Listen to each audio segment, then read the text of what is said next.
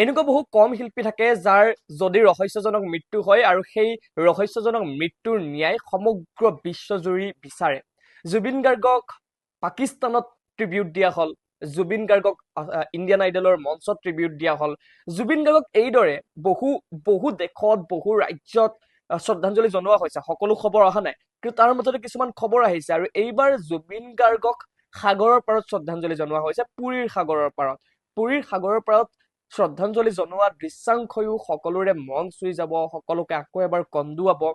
এয়া আন এগৰাকী বলুকা শিল্পী সুদৰ্শন পাটনায়কে জুবিন গাৰ্গক শ্ৰদ্ধাঞ্জলি জনোৱাৰ লগতে জুবিন গাৰ্গৰ বাবে ন্যায় বিচৰাৰ দৃশ্য। চাওচোন কি সুন্দৰকৈ শ্ৰদ্ধাঞ্জলি জনাইছে, লগতে বিচাৰিছে জুবিন গাৰ্গৰ ন্যায়।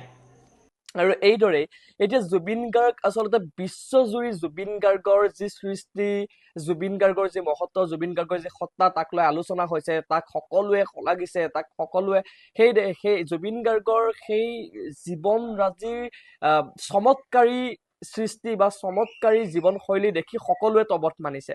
এই দৃশ্য পুৰীৰ সাগৰৰ পাৰৰ জনপ্ৰিয় চেণ্ট আৰ্টিষ্ট কুণাল মহাপাত্ৰই এইদৰে শ্ৰদ্ধাঞ্জলি জনাইছে জুবিন গাৰ্গক।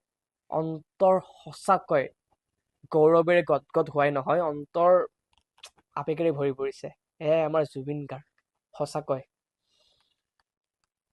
কোনোবাই জানো ভাবিছিল যে বিশ্বজুৰি এইদৰে আলোড়নৰ সৃষ্টি হ'ব, অসমটো বন্ধ হ'ব সকলোৱে জানিছিল, কিন্তু বিশ্বজুৰি আলোড়নৰ সৃষ্টি হৈছে।